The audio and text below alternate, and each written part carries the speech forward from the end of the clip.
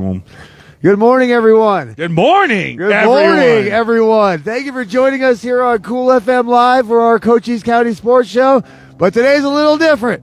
It's our baseball review show. We are at my favorite place on the planet, Warren Ballpark in Bisbee, Arizona.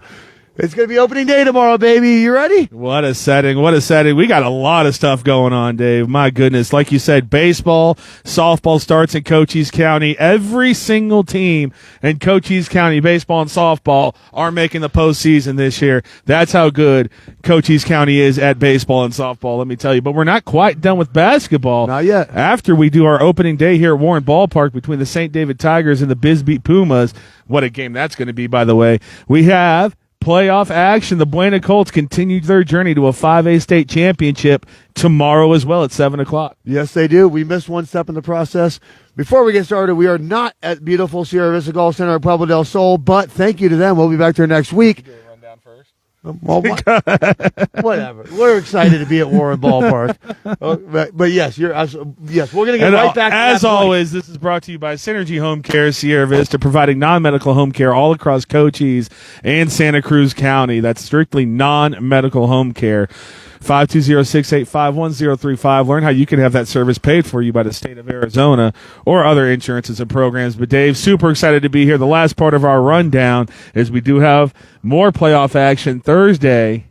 The Douglas Lady Bulldogs playing a Union team that's not Valley. Mingus Union. There you go. Mingus Union's coming into Douglas 20-7. But again, Douglas, this is the team that should be winning the state title this year, and injuries are just decimating this team. We already lost one to an ACL. You said yesterday Carolina Anguiano was on crutches.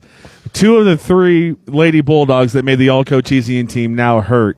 I mean, for you folks that didn't see on Cool FM yesterday, we had a wonderful day traveling all of Cochise County. There it goes. Recognizing all of our wonderful student athletes, boys and girls, that we have invited to join us for our All-Star game on March 29th. I don't know about you, but that was a beautiful, rewarding day. Rewarding day. To see all those kids. And when you do it personally, it's special for the kids, but it's also very rewarding for us to see that we do impact lives, and it's very, very precious to us. This trophy, speaking of yesterday, given to us by the Buena Colt basketball team, made my decision of whether Cochise College or Buena Colts a little bit easier. We do have, actually, Queen Bee in the chat says, good morning, Paul and Dave. Good morning. How are you doing? Everyone, jump in the chat. It is exciting times. Spring sports are here, and we are on the diamond. Yes, we are. Again, just a little bit more basketball this year, but tomorrow is that transition day, opening day, and is there any other place on this planet that you think you would find me than right here at Warren Ballpark in Bisbee, Arizona? And so, again, we have Buena Colt action tomorrow night after opening day. Buena Colts are playing Empire. Yeah, Buena Colt basketball. There's a playoff game. But we've been saying it all year, get your butts in the stadium tomorrow. We can only do a radio broadcast. Yeah. So if you want to watch the Buena game, you need to be in that gym tomorrow night. They're taking on an Empire team that's 15-11. They have a losing record in their region, but they are out of Phoenix, so they are playing a higher level of competition. Buena Colts are ready. Coach Baker's ready. We'll see you tomorrow night in the gym. That being said, may I? Well, no, first we have to talk about the teams that had their postseason journey stop. Yes. All right. Again, can you tell the big guys excited here today? Yeah, sorry, I'm a little. But so let's talk about it just a little bit. St. David Tigers trying to go back-to-back. Emma Hart, Gracie Crockett, Emmeline Hawkes, and the girls fall short to the team that they beat in the finals last year, Joseph City. And I'll tell you, I watched that game on NFHS. And Joseph City did not forget that they lost in the finals to St. David last year. Well, it was the same thing that happened with Buena when they took out Chaparral. It was a revenge game. You know what I mean? Like, Buena didn't forget about what happened with Chaparral, and the St. David girls did not forget about, the team that they lost to did not forget about what happened last year. No, for sure. And then also our newly followed San Simon Lady Longhorns went up to Duncan and lost by 2 points, and actually went to San Simon, which is only 15 miles away from New Mexico, I found out, by the way. Went to San Simon and talked to Holly Kyle, and I was said if you girls would have got it, we would have been up there for the semifinals, but that's the way it works. That's sports. In high school sports, there are no series. You have one game to get it done, and you got to get it done. I didn't even know they knew who we were in San Simone, but there they were waiting for you yesterday with open arms. So Yeah, it was great. It was a great time. So, again, 2 teams left in our basketball playoffs, the Lady Bulldogs from Douglas and the Buena Boys Colts. Dave, those might be 2 teams that we said were the 2 best teams in Cochise County all year. yeah, I mean, like we know what we're talking about around these parts. But yeah, so a couple of teams left. The Douglas Lady Bulldogs. If you pull this thing off with these injuries, I mean, I'm already bowing down to you, but if you pull this thing off, and one last thing about yesterday, did you see how many shares and likes and comments Dominic Villa's picture got? What is it about Dominic Villa? The kid's like the most popular kid on the planet. We did forget, I can't remember if it was last week or the week before, and I don't think we touched on it, but the Tombstone Lady Yellow Jackets as well had their postseason come to an end as well. I was actually texting with Coach V right after that game, and they're on the way back. I gave them our love, told them how proud of them we were. They had a heck of a year this year. So. All right, absolutely. So without further ado, that's it for basketball, brother. Well, here we go. We are at Warren Ballpark, and Warren Ballpark deserves special things, and so we have a special guest. You see the big fat chair in the middle. I wonder who it's going to be. Let's bring over state champion 2A coach Todd Hammond of the Bisbee Pumas. Good morning. Good morning, Todd. We had to do a baseball preview show, and we're like, who knows more about this game than anybody on the planet? Oh, that's right. We got a guy. That's right. We got a guy. So so before we talk about this, we all know what happened last year, but we're the 2A state champs. And, where's your ring, Todd? My sock drawer at home. We were talking about before we went live on air that, we're going to have a bullseye on our backs this year. So, I mean, what are you telling the kids? How are you getting them prepared for this giant bullseye that's going to be on the Bisbee back? I'm going to be honest with you. The biggest thing that me and my coaches and our kids we have to do is we got to maintain our expectations. And it's not just for us, our whole community, you guys, everybody has got these expectations that we're going to go back to back. Oh, no, I think we're going to stink. Now, well, we're not going to stink. But our thing is, what we have to do is, I don't want to put this. It sounds like a cliche, but we got to go one game at a time. Oh, yeah. We can't think about winning a state title. We play our first game tomorrow. So we got to focus on St. David tomorrow, see the things we do well, continue to do those, and see the things that we don't do well and work on them. And if we build every game that way, we're going to be able to make a run at the end. Opening day tomorrow against the St. David Tigers is a nice testing game to get us started, to find out where we're at in the season. But you were saying the kids were here yesterday hitting balls all over the yard, so we're excited. We're excited too. Managing our expectations is one thing, but we are definitely excited about the season. We're bringing a lot of guys back. Yup. We're a seasoned team. We made the deepest run you could make in the state playoffs. You know what I mean? So, we got seasoned kids that have been there and done that. So we made a big deal about the Tombstone Yellow Jacket freshmen, but you were talking all year about how much you like your freshmen that are coming in, and you lost Jose, and you lost Holy Molina, and you lost Michael Alvarez, but those 3, as impactful as they were, you have people that are ready to step up into those roles.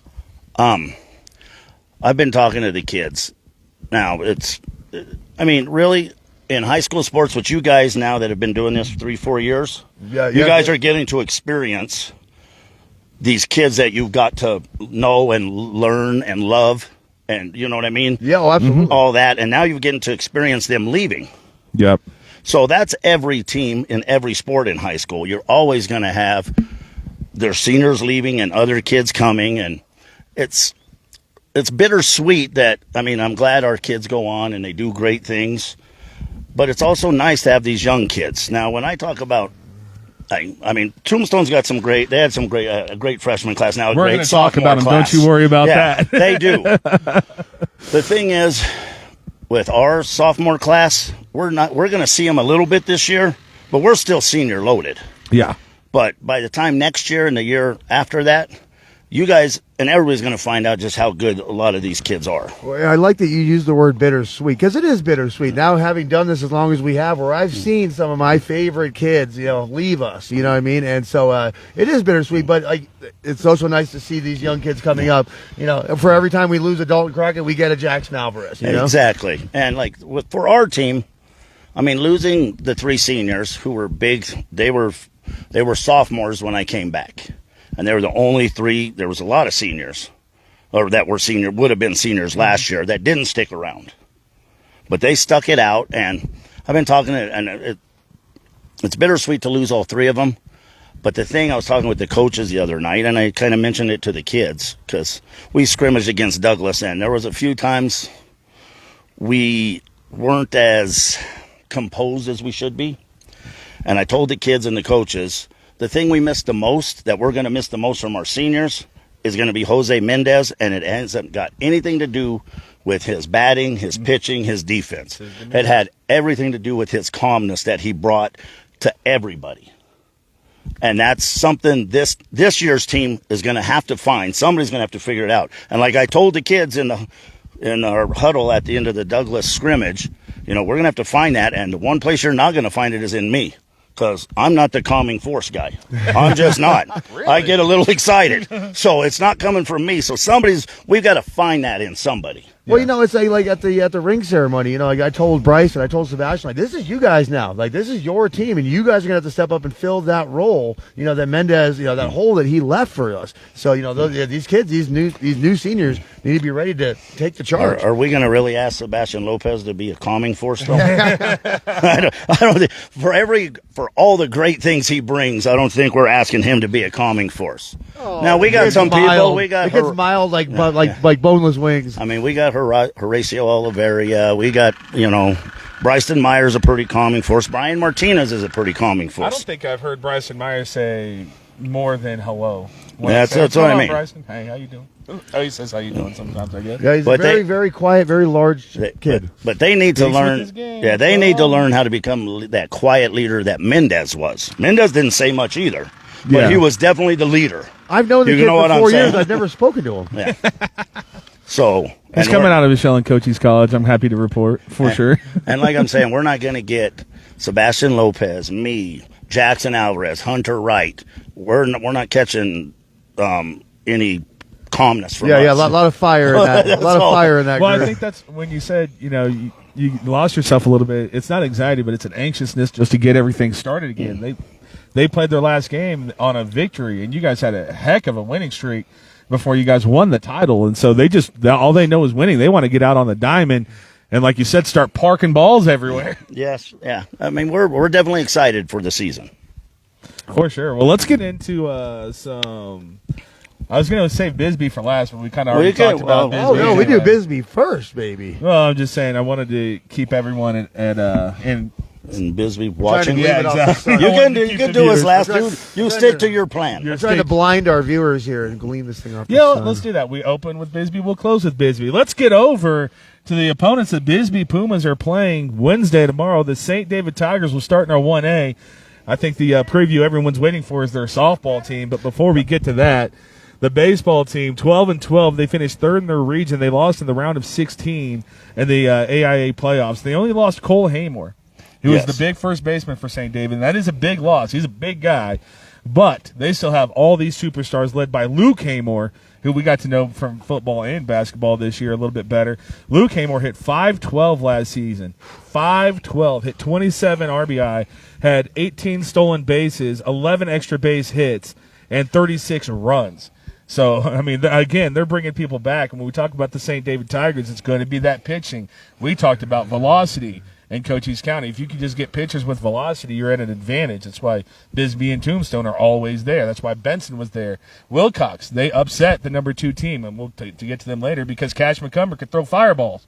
So, just get velocity. Well, for St. David, I mean, talk about starting your season. You get to come into historic Warren Ballpark and take on the champs. If St. David were to come in here tomorrow and sneak that win against the Bisbee Pumas, talk about how to start a season for the St. David Tigers. That would be one heck of a way to get this thing started. And so, right again, we talk about the bullseye right off the gap. St. David's coming in here tomorrow. They're trying to dethrone the champs right out of the gates. And so it's going to be a big test for St. David against this defending champ team. It's going to be a big test for us, too. Like you said, they got Luke Haymore. They have Mr. Judd. They got Merrill. And they're You're going to talking be about one Owen Judd? Owen Judd, who hit 293 last year with 23 RBIs, 22 runs, and a What home was his run. pitching stats? Because that's where he's really good. I didn't write those down. I did write Cooper Merrill's down, who had a 2.14 ERA for the St. David Tigers. He also hit 493 with 18 RBIs, 14 stolen bases, 6 extra base hits. And that's the big three for the St. David Tigers. And they're going to be a very, very well-coached team. We have Carl Coach Schaefer Goodman. in the chat. That sounds familiar. Bueno, Yeah, I know about that him. name. Says, we need a real Bisbee baseball, softball hat someday. We're waiting. We're waiting, Coach Schaefer. Oh, the Or Buena one. The Buena hat. Oh, I was gonna say, it's you been guys 3 got years. Bisbee We stuff. can't Oh, get our that's a hands Bisbee, on a I'm sorry. better hat. What? Buena baseball. We're looking at you. Let's talk about the Bisbee softball team, real. St. David. Or, You excuse me, said St. David. Bisbee. Oh, excuse me. Everything's St. coming David. up Bisbee today. I know, right? Got Bisbee on the brain. No, St. David. What we have 5, 6, 7 teams in all the collective sports that just get us really, really excited. One of those teams is the St. David softball team because all they do is win, no matter what. 19-4 last year, 11-1 in their region. I have bad news for 1A softball. They lost one player. It's a big one, though. They lost Anissa Hawkins. That's a big player. They're bringing the whole thing back. Like we talking about, Bisbee only lost Mendez, or only Mendez. You know what I mean? Yeah. Like they Mendez, lost Anissa Alvarez, Hawkins, and and Molina. that's it. They're bringing back Emlyn Hawkins. They're bringing back Gracie Crockett. They're bringing back Regan Haney. They're bringing back Emma Hart. They're bringing back Paisley Gooding. The St. David Lady Tigers are going for the whole thing, baby. So they're bringing who was it? Camber Hawkins is coming back. She Camber was a freshman last and year. then She's who was coming it? back. Paige Evans was their ace fireballer on the mound. So They only lost one player. So the St. David Lady Tigers, you're going to be seeing a lot of us, baby, because we know how much we like. I know that they're very efficient. They win games like 2 innings, and so we can just get out of there. Then Dave joins me for the boys' game. John, we didn't tell you, this is the funniest thing with St. David. We go do St. David baseball in St. David, and in the middle of the innings, I have to go down the stairs or go down the ladder and run over to the softball field, and normally by the second inning, they've already won. And it's like, Nice. 22-1, St. David. They're already off the field by the time the boys are done. So, but yeah, St. David softball, nothing but expectations for the ring. There's their expectations right there. We want the ring. I wrote the coaches down because I always forget to say them. Baseball coached by Ron Goodman, of course, softball coached by Yogi. So, Yes, I know some of the. I forgot to write them down too, but yes, of course, Coach Yogi. aha! I didn't mean to do that to you, my bad. I just now. Let's jump over to the other 1A team because the San Simone sorry, Longhorns here, are playing baby. a JV schedule. So the only other varsity team we have in 1A is going to be the Valley Union Blue Devils, who went 11-10 last year. They lost in the round of 16. They were 4th in their region. They're coached by Jesse Mitchell. Sounds familiar. Speaking of Mitchell, Dylan Mitchell, the superstar for the Valley Union Blue Devils, got a chance to talk to Valley Union, and everyone knows Dylan Mitchell. So Dylan Mitchell, very popular among the campus and the kids. He hit .520 last year, one of the best catchers in Cochise County, but then towards the end of the season, they started asking him to pitch because they didn't have any. Yeah. They needed hit, and he threw a 2.81 ERA for the Valley Union Blue Devils. He also stole 27 bases, 7 extra base hits, and scored 27 runs for the Valley Union Blue Devils. Steven De La Cruz hit .289, 15 runs, 15 RBIs, and 15 stolen bases, and he's going to have to be that second pitcher. He had a 4.81 ERA last year, and again, all you got to develop is a fastball.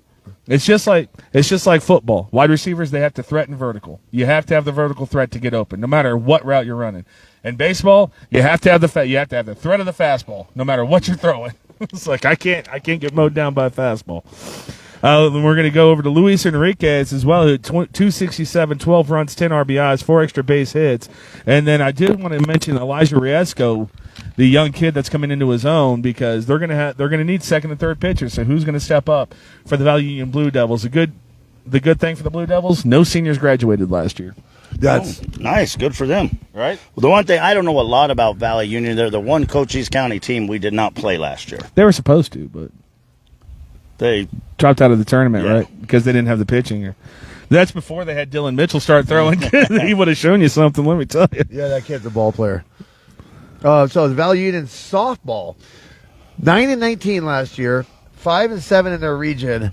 Unfortunately for them, they lost Brianna Two Moons, they lost Courtney Noble, they lost Mia Durazo. So it is a totally new look softball team for Valley Union. The good news is there are no seniors on this team this year. It's all sophomores and juniors, so they can start building that next generation this year and get ready. Whether they're successful or not this year, time will tell. But they can start building that program, rebuilding that program, because they lost their 3 heavy hitters. But no seniors on this team this year, so we'll see what the Valley Union Lady Blue Devils look like. They were excited for softball as well. When I went up there and talked to them, everyone's ready for it. Yeah, it's baseball. That's why when I was at Benson yesterday, baseball season, baseball season.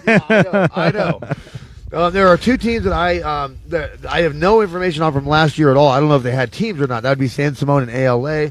And my other Canyon Athletic, that'd be Marine.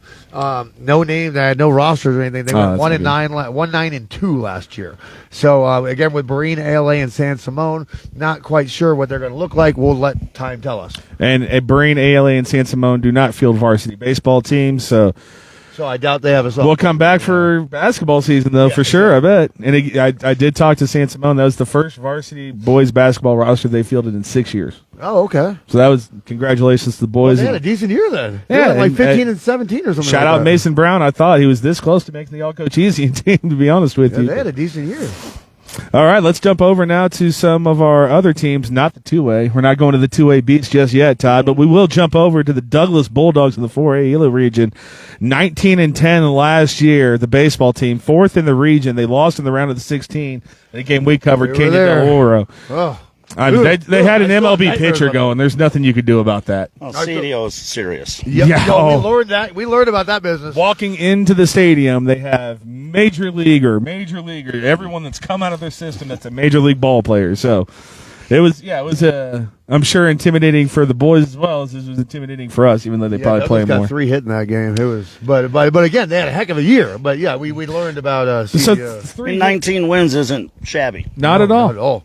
And they played Buena. They lost to Buena 1-0 last year, and Buena's got one of the best rosters in Cochise County. Yeah, I'm going through the numbers. Tombstone, Bisbee, and Buena are just absolutely crazy with the numbers. I actually had to add more to it because I tried to get 3 players, but it was tough. Well, no, I know I'm not trying not to get off subject here, but I know that we talked because we're going to have to be splitting up for most of this year. Oh, we have yeah. so many baseball. So you're going to be doing a lot of the Buena games this year. Buena and Douglas. You got Wilcox and Benson. I have Wilcox and Benson and Tombstone. So I have 2A pretty much. What's that? I said I got 2. I have 2 Tombstone games on my schedule too, but whatever. Well, you wrote your schedule. I just play it by whatever you got to do. You're the one that. You're going to be seeing a lot of us in a lot of different places this year. I have a lot of the 2A and St. David covered. You're going to be seeing a lot of Paul and Buena and Douglas. Well, before we get into last year's stats, Todd, you just scrimmaged the Douglas Bulldogs. Yeah, he did. What can you tell us about them? I know we talked about Ivan Aguera, and who doesn't talk about Ivan Aguera? You said he is as advertised. Oh, he definitely is. The kid can flat out play. I'm going to tell you the thing I noticed the most about Douglas in our scrimmage. They can flat out flash the leather. They can play defense all around everywhere. We hit the ball pretty good. And we hit the ball solidly 5-6 times that they turned into outs. Oh yeah, they flat out they can flash the leather. That's something that's going to be a big strength for them. So are they looking like 4A contenders this year? They're kind of young, even though they got some seniors mixed in. The tough thing, Douglas is going to be good. Mm-hmm. Douglas is a good baseball team. The problem with Douglas, they're in 4A, and when you have to play teams like Nogales and CDO, Canyon Del Oro, you're playing those 2 kind of schools, and I'm sure there's a couple more up in the Phoenix area. To make a deep run in the playoffs, you better hope you catch a bracket right and not have to face one of those teams early. Did Nogales drop to 4A? Because they were in 5A. Were they 5? Maybe they were 5A. Well, I know they play Buena, so. Well, I think they just because of proximity. I thought Nogales was 4A, but I could be wrong. Oh, well, I think Nogales if you folks at home don't know, Nogales is really good at baseball. Yeah. I saw the football conferences next year, and I'm not happy about it. Benson and Wilcox are in a different conference than Bisbee and Tombstone in football next year. Really? Yes, it is ridiculous. AIA and all their wisdom. But Benson and Wilcox got the. We're 45 minutes from Benson.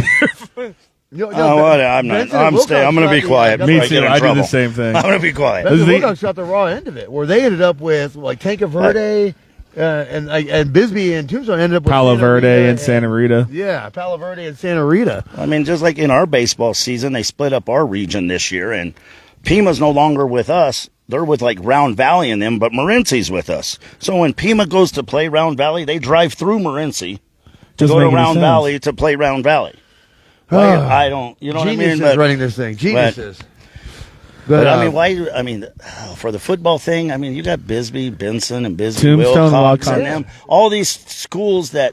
It makes our job a lot easier, let me tell you. But they're like rivalry games. Like, Yeah. Yes. all these kids have grown up through youth sports, playing against each other, knowing each other. And I mean, Bisbee now we're not going to have those games. I mean, maybe they'll have freedom games. I don't know, but Yeah, we talked about last year, and Tombstone beat Benson for the first time. Was it 26 years last year? And then Bisbee beat everyone this year, and these rivalries were just starting to kick up because it's been dominated by Benson and Wilcox so much. especially and now in football for sure. Yeah, and then Bisbee and Tombstone start to get competitive, and we just switch everything up. Okay.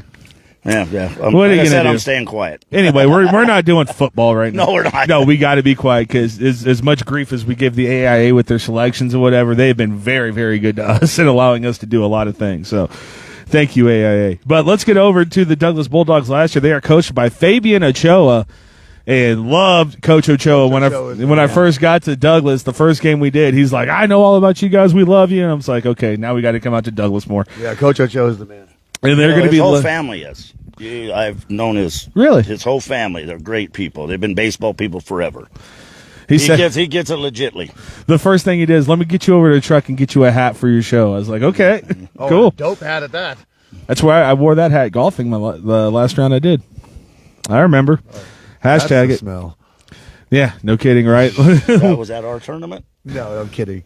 No, I wore the business. I would never dream of it. I tried to play with the ring on at the tournament. We won that tournament, by the way. Did you go back and watch shot for shot for shot for shot? No. Of course he knows we won the tournament. He was there. I was the one who told you. No, but I'm just saying because Coach Borquez comes over and he's just like, I'm watching every shot. I'm like, please do. Yeah, they were pretty We good were ones. surprised as well. Well, let's get over to the Douglas Bulldogs. They lost a lot of seniors last year. Gustavo Gomez, I know, he's in Cochise College. I don't think he's playing for the Apaches, from what I heard. I talked to one of the coaches. I guess he just didn't try out. Ben Manguio, pitcher Isaac Montano, and closing pitcher big Isaac Aguirre, Ivan's older brother, I'm pretty sure. They are all gone from the Douglas Bulldogs, and they were all key contributors for the Bulldogs, so it's going to be tough for them to come back. One of those players that's going to try to bring him back is superstar shortstop, first-team All-Cochisian, Ivan Aguirre, 423 last year, scored 33 times, had 28 stolen bases. You know something about stolen base numbers like that, Todd. And 12 RBIs and 4 extra base hits as a sophomore. He's just a junior. Yeah. The kid can play. I was warned about this kid from a random Douglas guest at Roadhouse when he was a freshman. Roadhouse? And when he was a freshman, they're like, we got this kid named Aguirre, and he's just lived up to it the whole time. Batting behind him, Robert Rodriguez hit 348 last year, quietly 348. I don't think we mentioned him too much. 12 RBIs, 4 extra base hits, 19 runs, and 15 walks on the season for Rodriguez. And they got pitchers to figure out. Isidro Hoyas ate up the most innings for the people that aren't coming back. Again, they lost so many pitchers in their senior class last year. He had a 3.81 ERA. And Diego Lopez, that name sounds familiar, basketball Cochisian, 2.57 ERA. He also ate up a lot of innings for him. For the Douglas Bulldogs, Coach, who did you see? Did you see the 6'6" kid on the mound, or was it?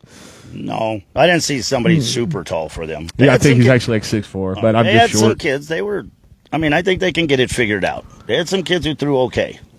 And with the defense, like I said, the defense they have behind them, if they can just throw strikes and keep the ball down and get ground balls, they're going to find a lot of outs. When we jump over to the Buena Colt stats and you see how offensively led that team is, they held them to 1 run.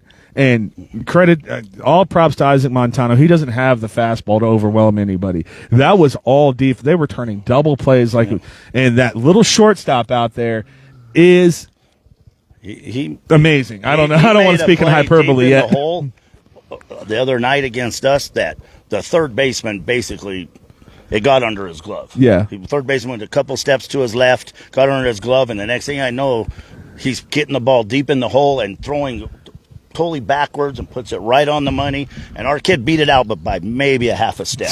It was amazing. He even caught it, much less almost got the out. I was thoroughly impressed with the way they flashed the leather. We talked about Gustavo Gomez a lot last year in center field, but we didn't. I mean, we don't ever. There's no defensive stats except for fielding percentage or whatever. But when you watch him play, the ground he's covered a lot like Sebastian. Like, what's the saying? 80% of the earth is covered by water. The last 20% is covered by those two. You know. So, Yeah, but I'll tell you, it was fun to watch the they're Bulldogs. Their defense is going to help their pitching out for sure. Oh yes, absolutely. Let's talk about Lady Bulldog softball, Dave. Well, we know how good they are at it. They were 20-10 last year, 6-4 in their region. But we have some unfortunate news for the Lady Douglas Bulldogs. They lost Lizeth, Ariana, Angelina, Debony, Annalena, and Lucia. And so there's a totally new look Lady Bulldog team. It's Dominique Munoz, Haley Barco, Giselle Clark. You ladies are going to have to step up and take this new mantle because you lost basically your entire starting lineup. So the Douglas Lady Bulldogs refreshing the program. And so but we know that they're always so successful. So I expect nothing but great things from the Douglas Lady Bulldogs. But again, lost a lot of experience and leadership on that team. So we're going to see what they look like. Nobody's played yet, so we're going to find out a lot going forward. Todd, that's what you talk about all the time. Is high school. You got to turn it over. Yep, the bittersweet part of high school. And let's go over to our 5A Buena Lady Colts.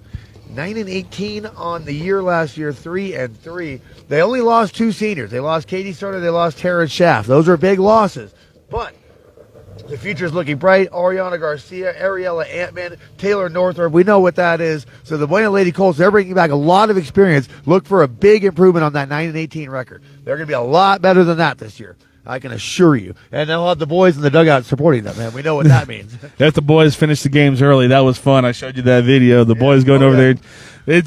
It went from 0 to 100 on the decibel level as soon as the boy Colts got over there. It was fun to watch. Yeah, the Buena boys are the loudest team that we have in all of Cochise County baseball. Those boys are Todd, rowdy. you did a summer league game against the boys at Buena. How they looking this year? Buena, I mean, first you always, when you're going to do a preseason show, you got to talk about what people lost. I mean, Buena lost Pitts.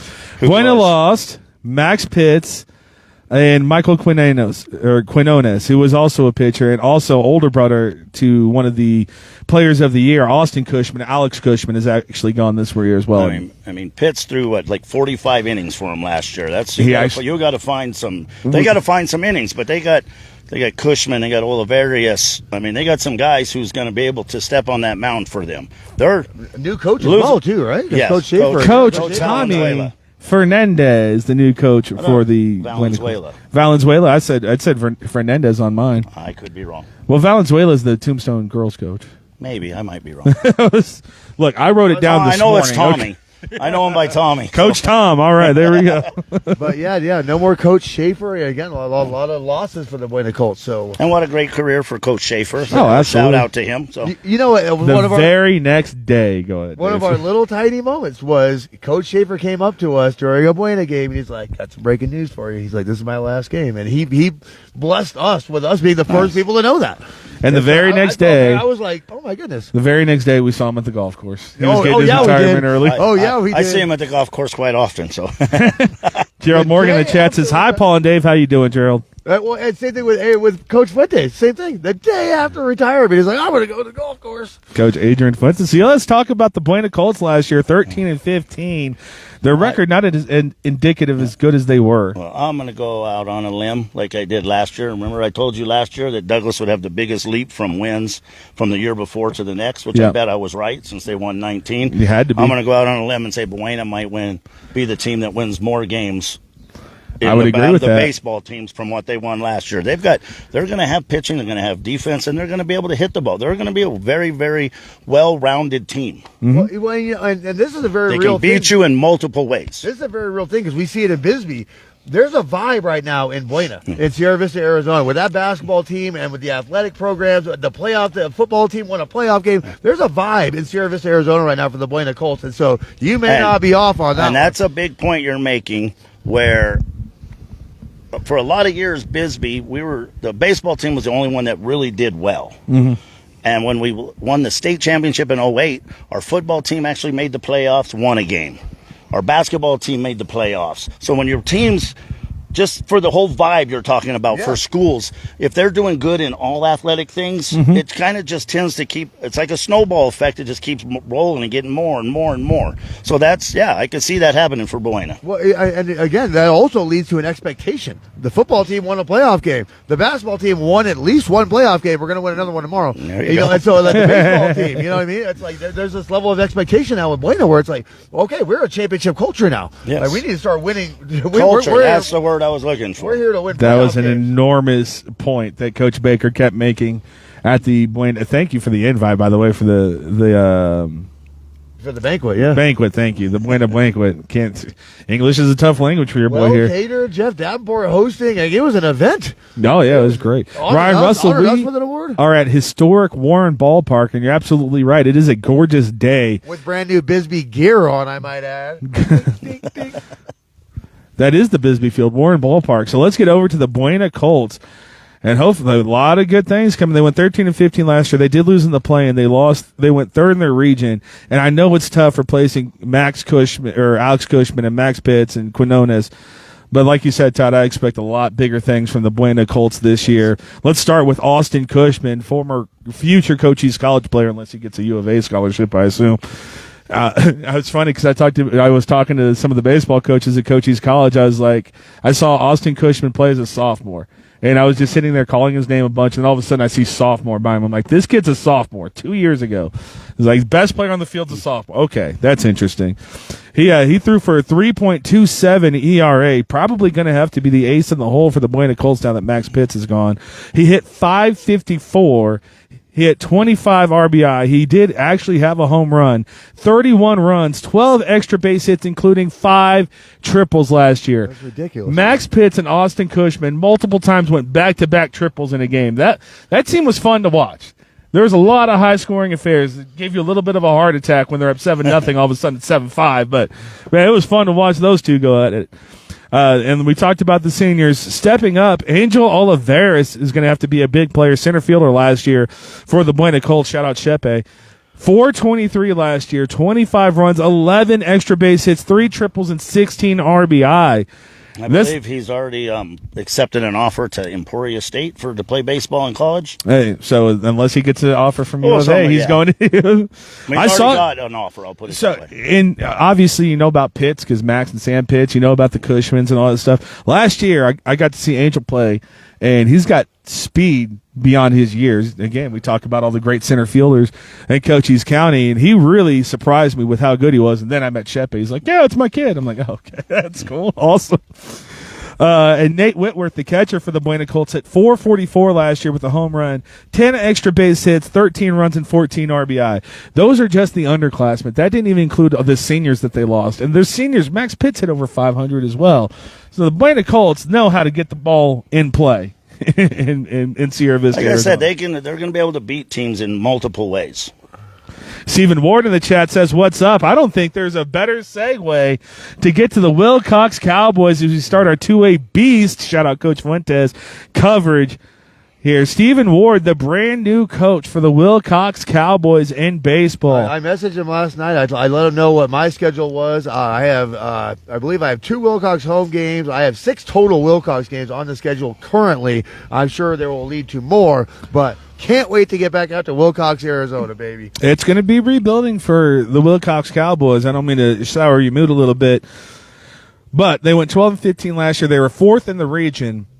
And they lost in the quarterfinals to the Benson Bobcats. But, Dave, before they lost in the quarterfinals, they had a game of the year. The Wilcox Cowboys, as I will tell this story one last time, as I'm calling their playoff game, they're the 15 seed playing the 2 seed, and I have the opposing parents right here. And I'm just explaining to the viewers at home, Wilcox plays better teams than this every day. They have to play Bisbee and Tombstone and Benson every day. And last year, Morenci and Pima, too. They all went to the playoffs. And the ALA parents are kind of looking at me silly, and then Wilcox comes back and wins the game, and I'm like, tried to tell you. Like, I tried to tell you about the Wilcox Cowboys. Like, again, the culture there, not only the culture, but the competition. Like, the Wilcox Cowboys, that's why we're all so good, because we have to play each other all the time. It's battle tested. Everyone in the 2A Beast region is battle tested. You talk about Tombstone was number 1 for a long time. You guys were number 1 for a long time. Your last rankings are number 2, by the way, on Match Preps. Doesn't make sense. Rankings. Yeah, well, Phoenix Christian lost, so you guys are number 1. I'm just saying. They can have the number 1. You got the ring, so it is what it is, right?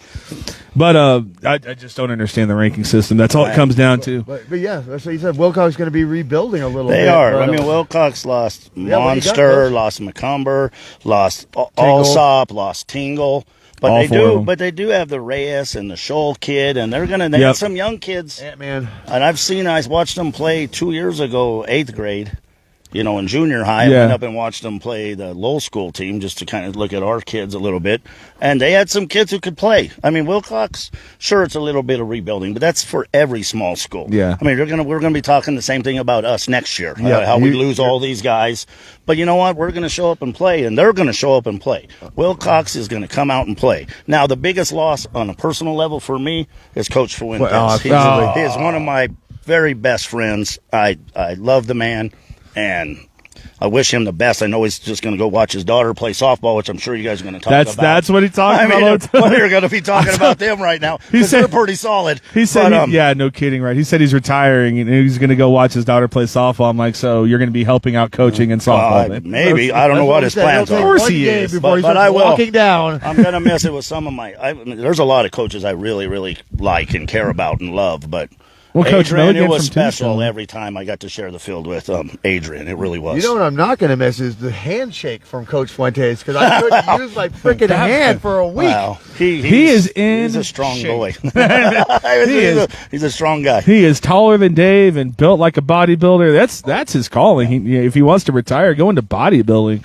Coach, and one of the toughest places to play is in Wilcox. I learned that. Always I learned that just watching it. I was like, last game we lost last year was at Wilcox. I was at that game. I will say they need to resod that field just like Bisbee did this year. You know what? Thank you, because I had it on my mind. As we have these fine gentlemen beautifying our field over here. Banning Creek Enterprises came in here and just fixed Warren Ballpark. This is the oldest active baseball stadium in the country. It deserved a makeover, and we are looking right at it. It's gorgeous. It's ready for opening day. Thank you, Banning Creek Enterprises. Thanks to these guys that are helping out right now.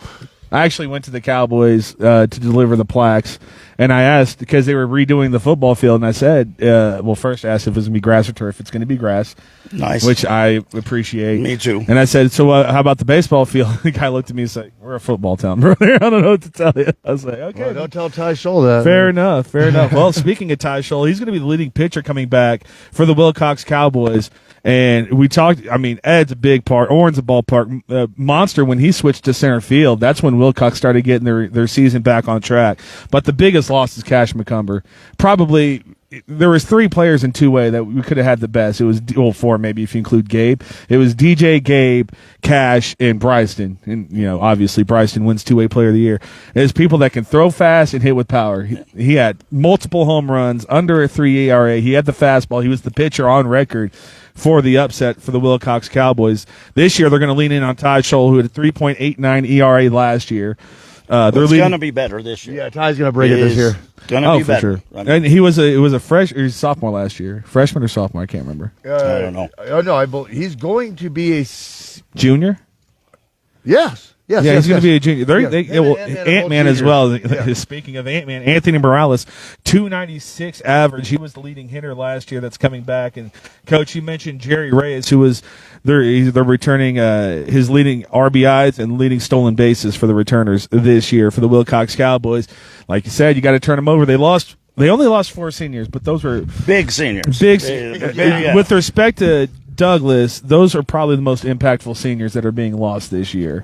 Well, we saw how special that was. As a group. Those 4 were such close-knit guys. Like, they really were the team for a couple of years. So, Wilcox Cowboys. If you want to talk as a group, Wilcox as a group lost some kids. Like, Buena lost Pitts. We'll talk about Tombstone later. Everyone but losing lost somebody, Garcia, but we lost Mendez. But as a group, all four of them. They lost probably the best group. Yeah, exactly. They Like got all four of decimated. them were the best at their position. So it's going to be tough to replace, but that's high school baseball, and you It got to is. do it. And I'm sorry, you play in the two-way beast region. Iron sharpens They're iron. going to hold their own. Iron sharpens iron, baby. I'm They're not ready worried for about it. Wilcox. They're going to be there. They're I going to be in the just- playoffs. Stephen Wirtz said Maybe sophomore. winning games. So we do have some I comments just in the remembered- chat. Hold on, that Okay. Wilcox game, because we did the baseball preview show before we went to Goodyear, and I said that the Wilcox Cowboys were going to beat ALA 6-5 off the bat of Ed You did. Tingle. I'm a genius. You did. You absolutely did. He not only called the upset, he called the score correctly as well. And- that was and wild. the- Well, And 6-5 is a winning RBI. pretty easy score to call last year. Not- it happened not- a lot. No, let's give Dave. Every game that Busy played was a one. I give- It was all 6-5. I give Dave a lot of crap. Let's give him some credit because calling a 15 over a 2 seed. Now he might have just been cheering him on, but he did call the A exact little bit of his upset. heart was involved in there. Yeah, probably. We do have some comments I was rolling right. into the You were- chat. I was right. As baseball season comes, our show's going to be more active. I can feel it. Stephen Ward says, you're going to love our field this year. Good. I'm glad because I felt you guys are better if you have easy rolls. Because, like, you I gotta pull up can't my you phone. can't really account for what bounce a ball is going to take. And so having home field advantage doesn't make sense because you play on this field more than anyone else. So you're going to get the awkward bounces more than anyone else. Stephen Ward, March 11th, Wilcox Baseball. You're hosting the Bisbee Pumas. I'll see you there. Jesus at Tela Vista Health is in our chat, says, great session, guys. Go Pumas. So thank you, everyone. Coach Jesus. He Oh, played did you? for me. Mr. Yep. Bayou? Yep, he played right here. He Well, caught right at that plate. He was a Tela catcher. Vista Health is a partner of ours at Synergy Home Care in Sierra Vista. So he's doing a great. That Tela Vista Health is, if you can't make it to the emergency room, you give them a call. They come to you. A lot of home care options coming up this day and age, which is kind of what we need, to be honest with you. Let's get over to the Wilcox softball team. Hattie McCumber's not quite ready to come into high school, is she? Well, she's the 8th grader this year, right? Yeah, well, Is she? can too, because I know 1A Is she a teams freshman? played. I know 1A teams play 8th She'll be graders. playing varsity the moment she gets there. Hattie, before we get to the high school team, shout out Hattie McCumber and her record-setting Little League World Series strikeout performance. Yeah, great job for Wilcox and their whole community. Can you Yeah, imagine when that team gets to high school? I called. I'm their glad I'm a last- baseball coach. I called their last game before they took that trip to California. I had no idea what I was calling. So I called their last game. I'm like, these girls are really good. Next thing I know, they're on ESPN, and I'm like, oh my god, like they're really good. For sure. But the Wilcox Cowgirls, 12-13 last year, 7-3 in their region. They only lost one player. They lost Phoebe Dolam. That's it. They're bringing back. They're bringing back Maddie. They're bringing back Abby Tingle. They're bringing back Gabby, Annie Arid. Like, what's up? No, I'm just counting off the people they're bringing back. Oh yeah. No, you talk about since I do softball, that's mine for the year. You talk about win-loss differential. Wilcox softball He team chose softball, is going by the way. way up from that. I 12 to always 13. give I Dave don't the agree option. with that. I'm just not a softball person, so I'm not going to speak out of lane, out of my lane. I'm telling We have you, no problem doing the it. The Wilcox Cowgirls are going to be much improved this year. Much improved in. For several more years too. Oh, They're gonna be man. really We- good. we just- Maddie coming down the pipe. Let's be We real. just saw- They're going to be a powerhouse for quite a few years. It's going to be the powerhouse of Wilcox, Arizona. Well, Dave, that's a great. You said Wilcox got a great softball team. They're going to be better. How about these Tombstone Lady Yellow Jackets? Oh, we have big problems here. I went to their playing game, and it was a home run derby for the Lady Yellow Jackets. They won like 25-1, and they were mad about the one. Well, that's the thing. Is remember because they got a little too complacent, and that's how they got busted out of the playoffs because it was too easy for them. Maybe, So, yeah. I have very bad news for people. The Wilcox Tombstone Lady Yellow Jackets went 18-10 last year, 7-3 in their regions. They didn't graduate anybody. They're bringing everybody back. Wow. Brianna True, Wow. Kyla Gross. Good for them. It's gonna Briella Schuler. It's gonna get really stupid in Tombstone, Arizona. Can't wait. The team too tough to die. The Schuler girl, I coached her father Oh, really? here in Bisbee. Nice. From the youth. If you guys ever want to do some research on a family that's a baseball/softball family, The Schuler family? do the Schuler family. And basketball. She got Her- Cochise in this her, year. Her great grandmother, I'm going to guess it's her great grandmother, was the only woman to ever hit a home run out of Yankee Stadium. Really? back in that movie Field of League of Their Own. Yeah. She was in that, Well, and she was Really? like the best player from Bisbee. American League. Yes, Brienne Schuler's Schuler's. I think it's her great grandmother. Well, I can't. I've known the Schuler family forever, and they're all. I can't retain tremendous knowledge when I athletes. read, so you just sit me down and do a nice little lecture for me there, Todd, and I'll definitely do that. So she's got it in her genes. We'll just put it that way. Butch and Cindy Hammond in the chat say, "Come on, Todd, we came from a fast pitch softball tradition." Dad is thinking, what was that comment? Well, he's got a lot to baseball. think. That's what I'm saying. I'm not saying I don't know softball. I just don't know the teams. Oh, You think- I'm telling you right now that the Tombstone Lady Yellow Jackets might not lose a game. Ooh, Now that's a Jaylene bold Morales in the statement. chat says Betty Bass. Betty Bass. Oh, that's her. really? How about that? Thank the you. softball field up there is Thank named you, after Jaylene. her. It says baseball is back, and since you folks want to be so participatory, make sure you tune in. Exactly, that word. Make sure you tune in tomorrow, because I'm going to do trivia questions. It's opening day tomorrow. I was going to tell you could do We're it. going to we're going to do the whole thing. We're back. We're back, baby. Oh, yeah, it's Come an from active a too. fast pitch family It's, background. So now it's time to talk about one of my favorite sons. Let's talk about Mr. DJ O'Leary. And we'll go over to the Tombstone Yellow Jackets. 19-8 last year. They lost in the quarterfinals, second in the region. That's how good the they were 2A East first in is. the region. Yeah, no, they were. Yeah, It they said were the second. champions. It said no, they second won Max. the region. Bisbee got second. That's why Tombstone. Well, it said, had a higher seed. Max Prep said Bisbee was third and Tombstone was second. So whatever, just move those up. Well, it doesn't matter. Yeah, No, it doesn't Tombstone won the matter. region. Bisbee We've got had this second. talk, have we not? You told me it doesn't matter. It doesn't matter, but they were the region champs, so I just don't want you to Okay. sell them short. All right, Tombstone was region champs last year. Thank you guys for being here. They are coached by James Milligan, and they lost a few players, none bigger than Double The G, biggest Gabe one. Garcia. They lost the biggest player. Maurice Alvarez, their first baseman, Brody Franklin, Brody, bro. and then Miles McLean also. So that's tough for the Tombstone Yellow Give him Jackets. an inch, and he takes Miles. I mean, Tombstone.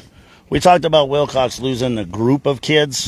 Tombstone might have lost the biggest player Oh, out of all the schools. I mean, I'm talking even Buena losing Pitts and these other all due love and due and respect to Mr. Crockett and Benson.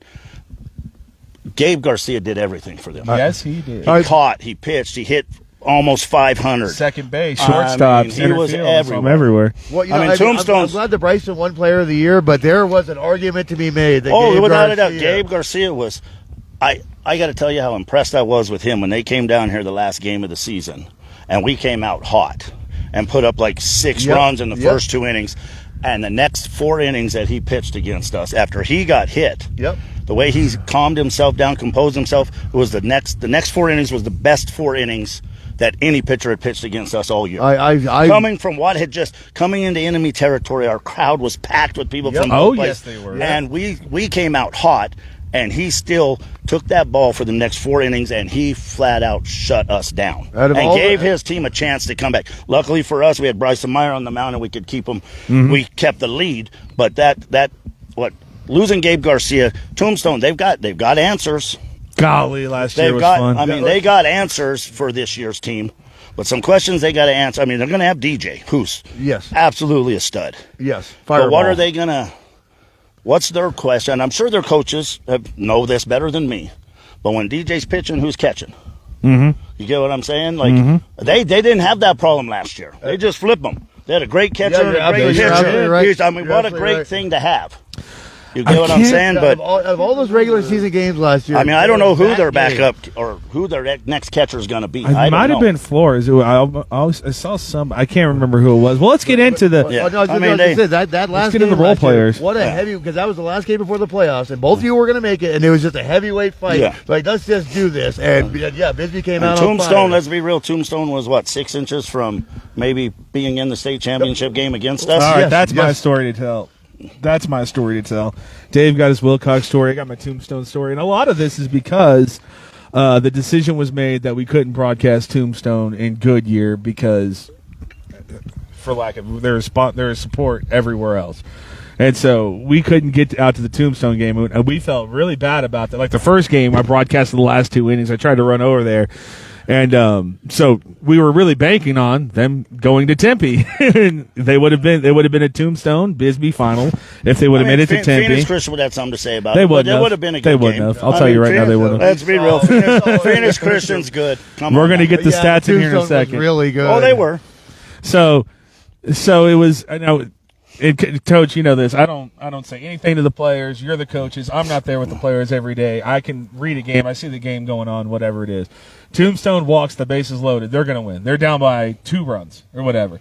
And then next hitter, ground out, come home. Next hitter, ground out, come home. They score the next runner in some order or whatever. But the point is, bases loaded, 2 outs. Gabe Garcia is up to the plate. DJ Elias is on second. They're going to win this game. And what I noticed is the pitcher, because he was, walking a lot of people, he would start everyone off on the inside corner with this meatball. Couldn't have cracked 60 miles an hour. And I looked Gabe Garcia in the eye, and I said, Gabe, he's throwing a meatball on the inside corner. Turn on that and win the game. And I might have swore, I don't know, but I was just like, they had bases loaded, nobody out. I'm like, there's no way they're throwing this away. Not with Garcia coming up. Yeah. And he did. He stepped out and he ripped that one to left field, and everyone's cheering and for some reason, with Gabe Garcia at the plate, the left fielder is playing in and makes the catch at his ankle. I found my high school vertical on that swing. He hit that ball, and I was like, woo! I jumped off the ground. So I kind of feel bad. Like, maybe I lost the game for Tombstone. Maybe Gabe walks or whatever. I don't know. It's just... That's the game. It well, happens, you said we were 6 inches away from Tombstone, Benson, Bisbee. All being in the that would have been amazing, huh? I mean, but let's get to Tombstone. I mean, they got DJ, yeah, obviously. Coached by James Milligan, and you said Coach you like all the Milligan. kids. He was actually there at your golf tournament. Yeah. There's another coach I really, really like. I love Coach Milligan. Coach Milligan loves me. They hate Dave, but they love me. I mean, maybe they got good judgment. What else you got? He just wears his Bisbee stuff all the time. But they got, I mean, they got, what do you got, Coach? They got Bliss, they got Moody, they sure do. Got Flores, they got several kids. Let's talk about these freshmen that are now sophomores, because they did have heck of a year. The leading hitter for all the freshmen was Hank Moody, 383 as a freshman. Also batted in 10 runs, which is tough to do when you got DJ Elias and Gabe Garcia hitting everyone in. When you have DJ and Gabe on your team, and Mr. Moody probably he had the best batting average against Bryson Meyer out of anybody in our we ever played. Really? Oh, yeah, he was. I bet he was 6 for 8 or something against Bryson. The Adonis of Cochise County has found our show. Adrian Fuentes says, "What's up, guys?" And what's up, my buddy Todd. Adrian, go ahead and watch this back. We had nothing but great things to say about you, and good luck on your elk hunting trip. Nothing but fist Thanks bumps. for the invite. Nothing but fist bumps for Adrian going forward. No handshakes. Man. Adrian Fuentes, the first Wilcox person that welcomed me personally. I think you as well, with open arms, and couldn't be happier because I love Wilcox, Steven Arizona. As well, that was when I had the tripod issue. Steven came over there and zip-tied it onto the fence. Thank you, Stephen Ward. We'll jump over back to the Tombstone Yellow Jackets. Kelly Bliss comes back in this game. He was hitting leadoff for the longest time as a freshman. We got to remember these were freshmen. Yeah, they're going to just keep developing. 354, 19 RBI last year, 19 runs and 4 doubles. We're going to go over to Sasha Webster, who started at third base for the Yellow Jackets. 328, 17 runs, 16 RBIs. And they have Victor Flores, who was basically their closing pitcher last year. He's going to be replacing the Gabe Garcia arm. Tombstone is just set up. The Fabulous Four is what I like to call them in freshmen. They've got a serious 45-plus innings to replace with Mr. Garcia moving on in life to do his things. It's a factory, though. They're ready. I mean, they're returning Trey Franklin. Let's not lose sight of the people. Trey, I saw him yesterday. Well, Dave, you wanted to hear about DJ Elias, so I think it's time to hear about DJ Elias. And I was talking to Dave before last night, Coach, because we had plenty to do, and I forgot we had to do research. I'm sure he did as well. So to the wee hours in the morning, as we always do, we were up getting our softball and baseball research done. And what I had told him is, you forget how good these kids were and the box scores that they filled up. Let's talk about DJ Elias. 455 last year, led Cochise County. That's right. DJ Elias, the home run king of Cochise County, had 7. He had 21 stolen bases on the year, 29 RBI. He had a 2.16 ERA, and he had 85 strikeouts. Two first pitch of the game home runs, I might add. And that's not the best part of his game. And as Coach Stott says, best catcher in Cochise County. Yeah. Well, you got to watch Dylan Mitchell play from Valley. Well, I'm sure Dylan's good, but DJ flat out shuts running games down. He does.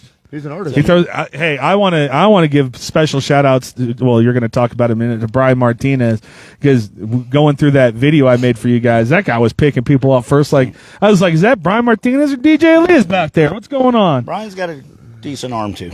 But So- yeah, so We're not upset with having Brian. Well, the Martinez back Dylan Mitchell thing, Valley Union actually went to Tombstone. We both did that game. and beat him early in the year, right? I don't know. They didn't beat him, but there was they just didn't have the pitching. They just did not have the pitching. That's all they need, because offensively they were there, and DJ was throwing and Gabe was throwing, and there's this kid Dylan Mitchell for Valley Union went 4 for 4 on him. So I mean, this is why I get excited about baseball, because everyone's good. We could just talk for days about each team if we wanted to. But yeah. So Tombstone, they're going to be back with a vengeance again. I mean, that loss is going to set with them, and they're going to be back with a vengeance again. So It's tough losing Gabe, Double G, and I love Gabe Garcia, and I love his demeanor about him. Todd talks about a calming leader. That's kind of what he was, except when it comes to umpires. I did ask him one time, like, you don't like to strike out, and he's like, I like to strike out if they were strikes. Oh, that as loud kid. as the umpire could hear. That kid, this is a 17, 18-year-old kid, and he is scaring grown men with that stink eye. But so that's going to bring us down to the finalists and the semifinalists. The Benson Bobcats, you know where I was going with this. All right, let's talk about Benson Lady Bobcats softball. Let's talk real about quick. 6-18 last year, 3-7 in their region. Softball, not Benson's biggest strength. They did lose Riley Franchione, Harley, and Nevaeh. Again, they're bringing back Riley Deskins. They're bringing back Sadie Webb, but the Benson Lady Bobcats, again, softball. They haven't had a successful year in a while. Hoping that they turn that around this year. We're going to see how that goes. And then there was the 2 years ago they went to the playoffs, though. a couple of years ago. Yeah, but they lost. They've got a proud tradition for Yeah. softball over there. No. Benson, I mean, their championship pedigree. It's been a couple of years since they've really been up. Like they didn't have again last year a really down year. Let's see what they do this year. I expect nothing but good things out of the Benson. Well, you know Lady what's Bobcats. scary, Dave, is the Lady Bobcats might have had a down year, and maybe the boys did as well. And their down years reaching the semifinals of state. yeah. They went 15-14-1. They lost in the semis. They finished 4th in their region, I guess, not 5th. They are coached by Fred Trujillo. And I'll tell you what, they got a lot to replace. Now, the stats weren't there, Alex Montillo, last year. Oh. He does all the stats. I'm sorry. I love you, Coach. Also coaching one of our basketball teams for the All-Cochise game. But they are losing a lot of seniors in DJ Workman, Colton Belmore, Aiden Bowling, Dalton Crockett, Gabe Montillo, and Peter Ramirez, all names that we know not to be lost. Dalton Crockett, of course, in one of those 5 top players in Cochise County last year for 2A. But the thing about the Benson Bobcats is they're losing all these seniors. But I remember talking to Coach Trujillo. He started benching the seniors and putting in freshmen. That's when they started getting things together and started having success, when they brought a Matthew Evans in, a Deskins in, and things like that. So I'm going to let you know. I was in Benson, Arizona yesterday. You talk about all those losses. They don't care. They don't care. I wouldn't think so. They're like, it's baseball season, baby. Like they are pumped up in Benson. And I Arizona. love the monster in right field in Benson, The Arizona. mini monster, yeah. You know who else loves it? Ross Olivaria. He loves the hit Case balls off Williams that thing. coming back, Damian Nichols coming back, David Harris and Dawson Judd. Those are going to be the leaders for the team. Nichols, Harris, and Williams are the seniors, and of course Dawson Judd with one of the best curveballs in Cochise County. If he could develop the fastball off of it and locate it, Dawson Judd might give a couple of our top pitchers a run for the money in terms of that. The game we played them last year in Benson, I think we won 3-2, and he pitched and he did a Play at the plate. To yeah. end the Oh, game. Yep. well, Hunter threw 2 guys out at second base on balls off their mini monster, You know how I remember and then we got to play at the plate. You know how I remember that game, how that game ended? Because that was the only game I've ever done where my phone died 5 minutes before that game ended. Oh, that's right. Get You that I remember play. you telling me that. That's how I know exactly how that game ended. So we got portable chargers this year. Mr. Judd can pitch. Oh, for sure. Everyone in Benson, Arizona. Like you said, And proud they're tradition. gonna- Was it 3-4 years ago they won the state championship? They're back in the semifinals after having a very down early part to the season. Then what they rattle off, 8, Like 9, 10 in a row. Something 9 in a like row, that. yeah. Going into the Bisbee game. And they're going to be a very well coached team too. Coach Trujillo and his staff are very good at what they do. I'm surprised that they don't just move up to Tempe so they can just go right to Diablo Stadium, whenever they need to, 'cause they live in that freaking place. Dalton Crockett has his own room. Well, Dave, I think we've waited long enough. Let's start first with the Bisbee Lady Puma softball team. Then we'll talk about the champs, the Bisbee Pumas. No, let me double check this. The softball team plays before the baseball team, right? Yes. So they play before. Ladies, you'll be seeing me this year. I promise you. I know you've reached out to me and asked. I will be coming out and doing the softball games before I come over here to Warren Ballpark to do the baseball games. Because we're going to be pretty good this year. 6-10 last year, 4-6 in the region. Only lost Neilani Bourbon and Sadie Hectus, but they're bringing everybody back. Yasleen, Danae Morales, Destiny, Isabella, Maria, and Mia Lopez, Alyssa Lopez. They're bringing everybody back. Bisbee softball is back this year. They're going to have a really good year, and I will be a part of it. No more probation for them either. So. Oh yeah, that too. Yes. That's right. The only team that missed the playoffs is because they couldn't play in the playoffs last year. But again, every single softball, every single baseball team had a play-in or a postseason game. I say anytime you get to one and done, Todd, that's a playoff game to me. It is. That's just what it is.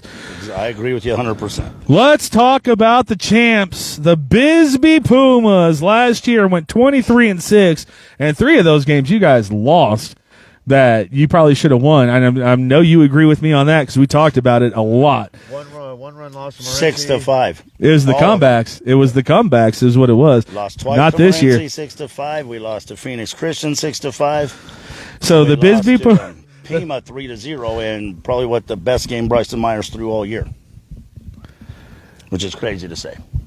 But yeah, again, we went over to start the show. We lost 3 of our seniors, but again, Bisbee's a factory, baby. So Todd, give us a couple of names of young kids coming up. Before we do, and I actually want to get Todd to talk about somebody here because I got a stat on somebody that's really crazy. Nicholas Eckert in the chat says, Carl Sheffords, I love the page and these guys. What you doing? How you doing, Nick? But they are very biased towards Bisbee with baseball, too. I want a nice representation. Well, you know what, Nick? You know what, Nick? What is he talking about? Adrian, we already talked about Wilcox. Look, these people handed us these hats, okay? So we didn't go out and buy these hats. Matter of fact, Todd was the first one. We one. had this terrible Benson hat. I went to the baseball game last year. They're like, oh, these are $30 hats. They're like, oh, yeah, sure, take one. I still have that golf hat in here somewhere, but I don't have it. If you don't think I love going out to meet this Benson, Arizona, I will be broadcasting Buena Baseball this year. If anyone wants to hand me a hat, it's been 3 years of this running joke. Anyway, why would I be biased about Bisbee baseball? Well, hold on.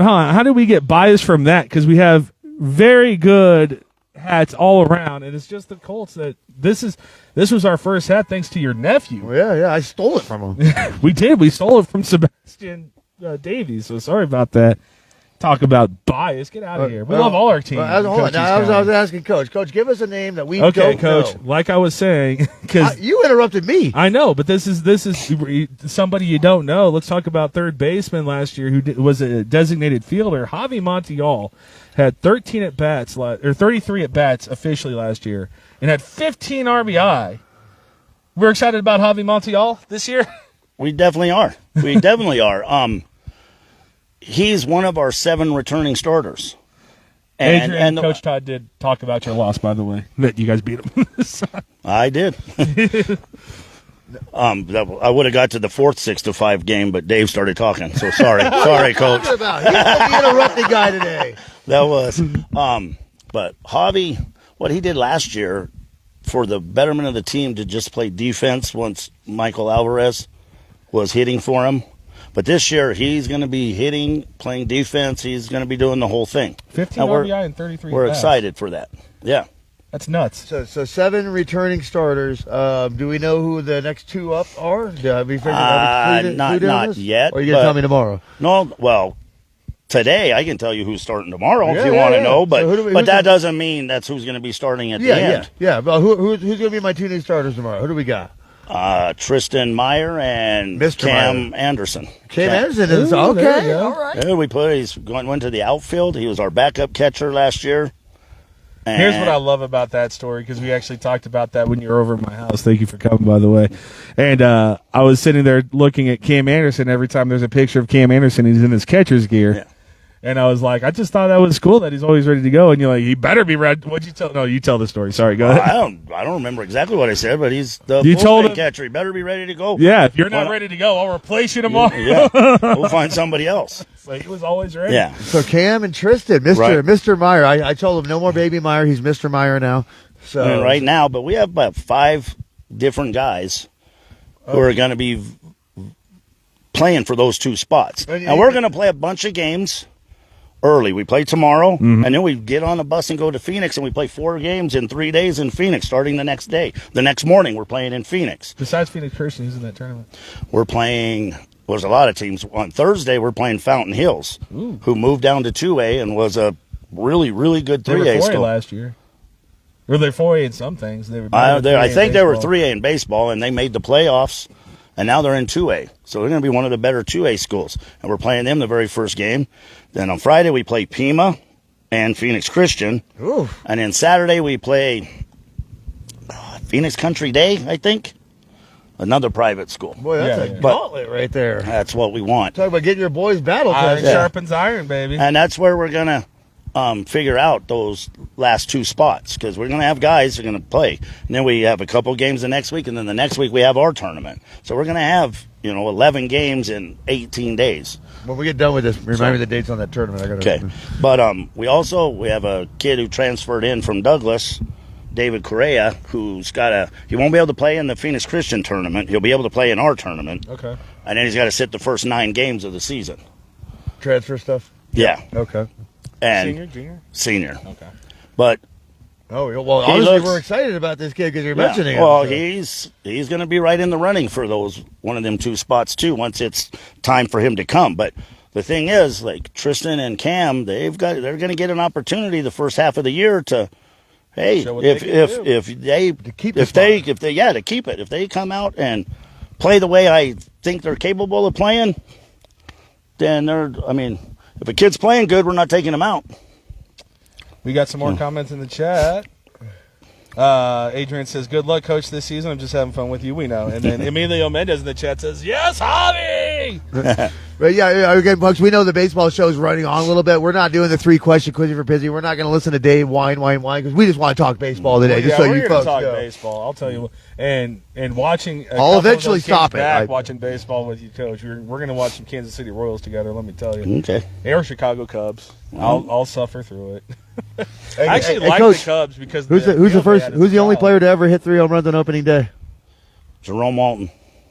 He might not be the only one then, because I just remember Tuffy Rhodes for the Chicago Cubs. Tuffy Rhodes. It wasn't Jerome. It was Tuffy Rhodes. Rhodes. He was the only one. I knew. Yeah, only one guy's ever here. It was Tuffy Rhodes for the Chicago Cubs. Yeah. I watched that game. All right, let's get over to the Bisbee Puma statistics because they are crazy. Geez. We just went over some crazy stats offensively between the Buena Colts and the Tombstone Yellow Jackets, specifically DJ Elias, and those are trumped by Bryson Meyer. 488, 6 home runs, 17 extra base hits, including 5 triples, 46 RBI for Bryson Meyer, 42 runs, a 1.77 ERA, and 103 strikeouts on the season. There's a reason he was 2A Player of the Year. There's a reason why he's one of the very few players that gets more than one nickname. Yeah. Big bombs and arms of fire, Bryson Meyer. So, big bombs, Bryson Meyer. Coach, I did want to ask because there's a new theory going around, and we're not big on modern sports theory, but the leadoff hitter obviously gets more at-bats than anyone else. So there's a lot of theory about putting your best hitter first, not just the guy that you think is going to get on base. So did you ever consider putting Bryson Meyer in number 1? No, not with Sebastian Lopez. That's a silly question. You're the fastest kid on earth playing center field. No, we're not talking about Sebastian Lopez is in scoring position, and as soon as he let's just say you didn't have a Sebastian. Let's just say you have next year you're losing Sebastian Bryson. Your best hitter is hitting 10 home runs or whatever. Something that depends Bryson on how good my. All right, I got other guys. Thanks for answering the question, Todd. Never mind. He did. He said no. He's going to keep batting third. Well, let's talk about Sebastian Lopez because he's hitting 464. That's right, folks. 464 and 488. We're not done with the 400 hitters. We called the Bisbee Pumas Murderer's Row last year, and we meant it. So 464, he scored 44 times. He had 32 RBI, hitting leadoff, by the way. He also scored a home run, had 10 extra base hits, including 2 triples, and 36 stolen bases, which is actually a down year for Sebastian Lopez. I told you it was going to be a down year. You did. He was hitting better. You literally did say that. So he's going to take a step back with stolen bases. Butch and Sidney Hammond say, you guys could be able to do a Saturday Night Live skit, I swear. Thank you for that. Carl Schaefer says that deservedly so, Bisbee did win the 2A state championship. Yeah, we give a lot of representation to Buena. Matter of fact, we were at every Buena basketball game this year at home. So let's not start that falsity because and I plan on doing a lot of Buena baseball this year because every team's going to be good. Yeah. For sure. Oh, no, we'll take the National Guard to drag me out of Warren Ballpark, so I'll be right here. For sure. Occasional trips to Benson and Wilcox, but you'll find me right here. Let's continue on with the Bisbee Pumas. Ross Olivaria, the surprise of Cochise County last year, not to Utah, obviously, but the year before that I called him the Greek god of walks, and he just knows how to get on base. It wasn't an insult. I think he took it as it because he started hitting the ball, and as Dave says, last year in one of those games, the hottest hitter on the planet, Ross Olivaria, 450 last year, he scored 40 runs, 28 RBI, 10 extra base hits, including 2 triples, one in the championship game, and 18 stolen bases for Ross Olivaria. That's basically half a season because the first half he was just getting on first walking. You talk about a luxury of riches for this guy. You get Lopez, you get Ross, you get Meyer. Then you probably have Jackson to clear up this year. Jackson batting 4. Oh, my God. Hunter batting Lord. 5. Oh, it must be tough to be Coach Hammett this year. I mean, I won the Coach of the Year thing for the state, but it's real easy to be Coach of the Year when you get to write those names in. They make me look a lot better. I'm like, oh my goodness, we're doing this again. I'm like, oh my God. So Hunter's your 5-hole hitter? Tomorrow he is. Hunter Wright hit 391 last year with 34 runs, 34 RBI, also 13 stolen bases, and he did have a .76 ERA if we're talking about that second arm. Hunter Wright throwing his hat into the ring for that as well. Hey, who is the second arm this year? Who will replace him? We just did a whole thing on it. The second guy coming in right now, like if it's tomorrow, would be Jackson Alvarez. Okay. Ooh, there's a name. Jackson Alvarez took it personal last year. He was a freshman. What personal? He's a freshman on the state championship He team. wanted to pitch more, and I told him that his fastball is not the difference in speeds between his fastball and his off-speed pitches was not great enough. That's why he's not getting guys out as consistently as we would like him to. And he gained probably 7-8 miles an hour on his fastball this year. Okay. He took it personal. Yeah, he's the kind of kid that would do that. Yes. I did talk to right Bryson. now He said Bryson was there's- going to try to hit in the 90s. Is he getting there? Close enough. Oh, you want breaking news? Bryson's arm has been bugging him a little. No! So that's not bad. It's not bad. It's not a bad thing. And I learned something new that I'll share with you that at all of my years of coaching, I did not know. His elbow was hurting back here. So his dad, and they ended up going to, I believe, I don't know the guy's name, but he's a pitching guy and arm guy for the U of A. Okay. The guy, did some things to him and told him, felt his neck and down here and his rotator cuff, and he's like, Ray, your arm's hurting. And I never knew this. It's like, because these muscles aren't strong enough. He's all, when pitchers throw, their arms hurt because the decelerating muscles to make your arms slow down aren't strong enough, and it puts all the pressure on your elbow. So we've been having him. He's going to pitch. He's starting tomorrow on the mound. We're going to have him on a pitch count to about 60. Okay. And then the next, he'll probably throw again on Sunday, about 60 again, and then we're going to see how he feels, and he might be a full go after that. I see you learn something new. Yeah, every I day. never knew that. At all the years of coaching, I did not know that Bryson happened. Meyer is built like a blank brick house. Yeah. Okay, No, the kid is huge. We're going to have to, as coaches, make sure Weight training. Well, we're gonna have to make sure because he's the kind Shoulder of kid shrugs. who won't tell us that he's hurting. Yeah, He's gonna go out and grab the ball and throw the whole time. That's just who he is. That And he'll is deal with nuts. the pain later at home Yeah. and not tell nobody.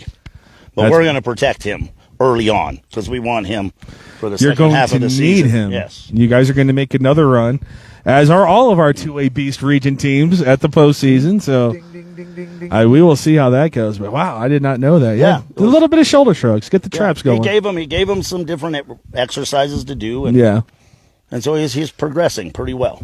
I didn't know that either. That's crazy. Well, Modern medicine, man. I never want to leave this place, but we are running a little long, so we should. No, not you. No, that's No, fine. I mean that's. I was like, I'm ready to talk some baseball. Let's go over to the Cochise We've been College up for an hour and a Apaches. Last I checked, they're 12-5. I think they're 14-6 now. But and they are not happy about it. That's all I know. I'm sorry. I know the Pitts is in there. Sam and Max Pitts are both playing over there in Cochise College. Gustavo Gomez didn't try out for him, but hey, man, it's baseball season everywhere across Cochise County. That's going to do it, folks, for our show. Thank you for sticking around. One of our better shows in a long time. So thank you, everyone, for joining us. Everyone's excited for baseball and softball. This was brought to you by Synergy Home Care of Sierra Vista, providing non-medical home care all across Cochise and Santa Cruz County. Strictly non-medical. Call them today at 520-685-1035. Hey, real quick, gentlemen, I want to thank you guys for everybody, all the teams in Cochise County and all the coaches and the kids and the community members for what you guys do. Thank you, Chuck. I appreciate that. One more time. We absolutely love what we do, brother. We love what we do. Again, next week we'll be right back at Sierra Vista Golf Center at Pueblo Del Sol. But today, I'm at my favorite place, Warren Ballpark, Bisbee, Arizona, where tomorrow, opening day, I get the St. David Tigers. As in the infamous words of Bart Scott, can't wait. Thanks to Paul Pizzy Corner. Thank you, Coach Todd Hemme. He'll be joining us sporadically throughout the year. I'm Dave Davies, and we will see you tomorrow.